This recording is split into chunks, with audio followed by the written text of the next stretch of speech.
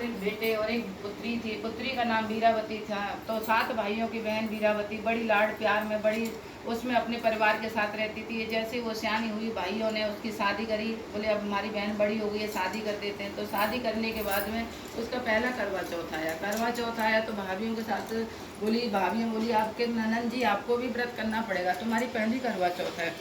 तो भाइयों को कहाँ बर्दाश्त कि हमारी बहन भूखी रहेगी।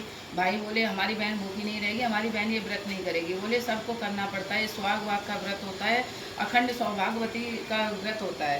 तो वो भाभीियों के साथ व्रत करने लगी। तो भाइयों ने तो क्या तरकीब सोची कि हमारी बहन शाम तक अगर भूखी रहेगी तो हमारी बहन कोमल सी है, फूल सी है, मुरझा जाएगी और हम बहन को ऐसे देख नहीं पाएंगे। तो 6 भाइयों ने प्लान बनाया। किसी ने जाके पेड़ पर छलनी दिखाई, किसी ने दिया दिखाया, किसी ने बहन को बुला करके ले गया, किसी ने जल का लोटा भरा कि बहन बहन चल चाँद निकल आया। तो बहन बोली कि भाभीओ चलो चाँद निकल आया। तो भाभियाँ जानती थी, उनकी बड़ी भाभी बोली बहन जी तुम्हारे भाई तुम्हारे साथ मजाक कर रहे हैं, तुम इनकी बातों में मत आओ, अभी चाँद नहीं निकला, चाँद तो रात को निकलेगा, दिन में थोड़ी चाँद निकलता है। कि वो अपने भाइयों के प्यार में इतनी अंधी थी कि उसने अपने भाइयों की बात मानी, भाभीियों की बात को इग्नोर कर दिया और जा कर के अपने भाइयों के वो झूठे दिखाए हुए चंद्रमा को अर्घ दे करके भोजन खाने के लिए बैठ गई भाइयों के साथ। जैसे पहला निवाला लिया, पहले निवाले में तो उसके बाल आ गया, खाने के साथ ही बाल निकाला। दूसरा निवाला तोड़ा तो उसमें पत्थर निकाल आया। फिर तीसरा निवाला जैसे तोड़ने के लिए खाने के लिए बैठी, वैसे ससुराल से बुलावा आ गया कि इसका पति बहुत बीमार पड़ा हुआ है और जल्दी से जल्दी इसको ससुराल भेजो। उसकी माँ बोली बेटा तूने व्रत को खंडित किया है, ये मैं एक सोने का टका दे रही हूँ, जो भी तेरे रास्ते में मिले उसकी पैर छूती हुई जाइयो और सबसे आशीर्वाद लेती जाइयो। जो तेरे को कहे अमर सुहागरस और पुत्रों की माँ हो उसको ये सोने का टका दे देना। तो वो अपना सोने का टका ले करके रास्ते में जो भी मिले सबके पैर छूती हुई जाए, सब यही कहे खुश रहो खुश रहो, सात भाइयों की बहन रहो, भगवान तुम्हें खूब खुशी दे, खूब जीवन में खूब तरक्की दे। लेकिन किसी ने ये ना कहा अमर सुहाग रहे, सौभाग्यवती रहे। जा करके ससुराल में पहुंच गई। ससुराल में उसकी सास बोली जा तेरा पति ऊपर मडेरे में पड़ा हुआ है। तो दरवाजे पर ननद खड़ी, वो रो रही थी। तो उसने जैसे उसके पैर छुए, ननद बोली भाभी अखंड सौभाग्यवती हो, 7 पुत्रों की माँ हो, वो सोने का टका अपनी ननद को दे देती है। और जा करके ऊपर देखते तो उसका पति मरा हुआ पड़ा है। वो जोर जोर से बिल्लाप करने लगी, हे भगवान ये तुमने क्या किया, अभी तो मेरी शादी को 1 साल भी नहीं हुआ, तुमने मेरा सुहाग ही छीन लिया। तो आकाशवाणी हुई कि तूने वीरावती, तूने व्रत का उल्लंघन किया है, करवा चौथ माता का निरादर किया है, तूने व्रत को खंडित किया है, तूने चांद का अपमान किया है, इसलिए तेरा ये हुआ है। बोल क्या होगा कि अपने पति को 1 साल तक किसी सुगंधित वस्तु तेल में घी के अंदर डाल के रखो और 1 साल तक पूजा करो और सारी 12 चौथ आएंगी, सबसे अपने पति का लंबी उम्र की कामना करना और व्रत करना। तो उसने 1 साल तक वो सुई बो दे, रोज की 1 सुई उखाड़े करे और उसकी पूजा करके चौथ माता की पहले आई, जैसे कार्तिक की बाद में अगहन की आई चौथ माता, उसके पैर पकड़े, मेरे को सुहाग दे दो। बोले चल अकबर खानी दिन में चांद उगाने वाली, तेरे को सुहाग दूँ मैं, चल मेरे पैर छोड़, मेरा पीछा छोड़।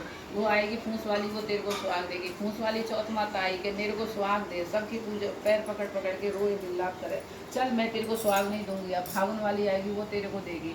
फागुन वाली आई, उसने कही चैत वाली आएगी, बैसाख वाली आएगी, जेठ वाली आएगी, आषाढ़ वाली आएगी, सावन वाली आएगी, भादों वाली आएगी, फिर कुंवार वाली आई। कुंवार वाली के पैर पकड़ पकड़ के बिल्लाप करने लगी कि कैसे भी चौथ माता मेरा सुहाग लौटाना पड़ेगा। तो वो चौथ माता बोली देख मेरे हाथ में तेरा सुहाग नहीं है, तेरा सुहाग तो कार्तिक की चौथ माता के हाथ में, तो उसी की पूजा करना और उसी के से प्रार्थना करना, उसी के पैर मत छोड़िए, वही तेरा सुहाग लौटा सकती है। तो जा करके पूरा कार्तिक की चौथ माता का इंतजार करने लगी। चौथ माता का इंतजार करने लगी। एक दिन करते करते कार्तिक की कृष्ण पक्ष की चतुर्दशी, जिसको हम करवा चौथ कहते हैं, वो दिन आ गया। तो 1 सुई बची थी, तो वो पूजा करने गई। तो उसके साथ उसके मायके से एक बांदी भी गई थी। तो बांदी उसकी देखभाल में थी, तो वो पूजा करने गई थी। 1 सुई रह गई थी। तो बांदी से बोली तुम इनका ध्यान रखना, मैं अभी आती हूँ पूजा करके।